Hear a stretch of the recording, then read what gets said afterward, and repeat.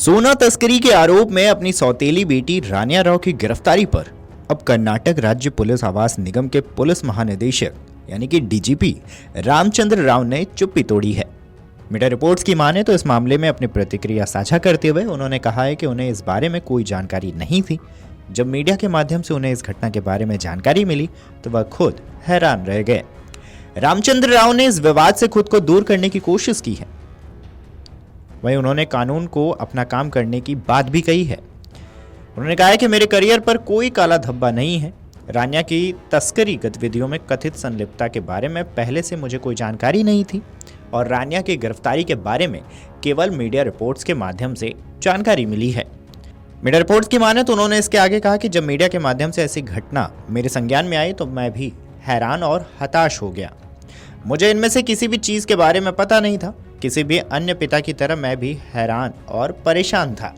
वह हमारे साथ नहीं रह रही है, वह अपने पति के साथ अलग रह रही है।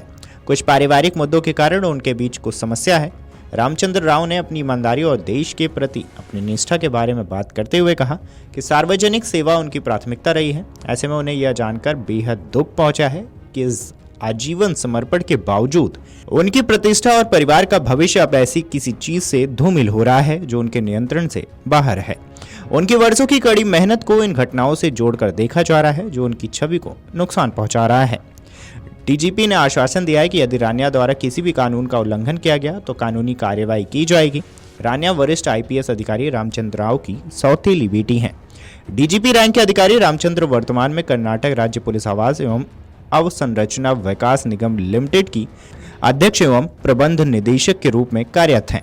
वह अक्टूबर 2023 से पुलिस महानिदेशक के पद पर कार्यरत हैं। अभिनेत्री रानिया राव को सोमवार को बेंगलुरु के केम्प गोड़ा अंतर्राष्ट्रीय हवाई अड्डे से करोड़ों रुपए के सोने की तस्करी के आरोप में गिरफ्तार किया गया था। बेंगलुरु के एक अंतर्राष्ट्रीय हवाई अड्डे से करोड़ों रुपए के सोने की तस्करी करने के आरोप में गिरफ्तार किया गया था।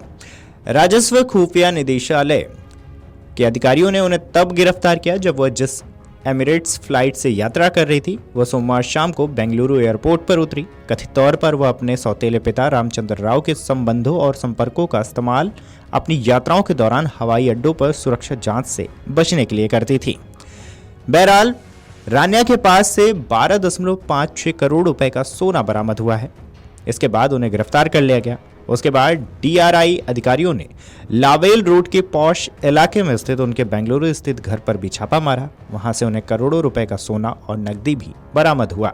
मामले में कुल जब्ती 17.29 करोड़ रुपए की हुई है, जिसमें 4.73 करोड़ रुपए की संपत्ति शामिल है, जो संगठित सोना तस्करी नेटवर्क के लिए एक बड़ा झटका है। डीआरआई के अनुसार 14.2 किलोग्राम सोना हाल के दिनों में बेंगलुरु हवाई अड्डे पर जब्त सबसे बड़ी सोने की खेप में से एक माना जा रहा है। खैर, मीडिया रिपोर्ट्स की माने तो डीआरआई के सीनियर ऑफिसर के मुताबिक कस्टम एक्ट की धारा 10 के तहत जुर्माना और जेल दोनों का प्रावधान है। प्रावधान के तहत आरोपी को जब्त हुए सोने की कीमत से 3 गुना तक जुर्माना भी भरना पड़ सकता है।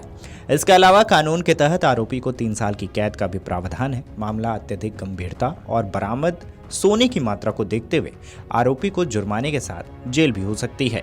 उन्होंने बताया कि अब किस आरोपी को कितनी सजा देनी होगी यह अधिकार पूरी तरह से न्यायालय के पास सुरक्षित है, लेकिन बीते केसों में हुई कार्यवाही को देखते हुए यह कहा जा सकता है जिन मामलों में गोल्ड सीजर की क्वांटिटी अधिक है उसमें आरोपियों को जुर्माने के साथ जेल भेजा गया है।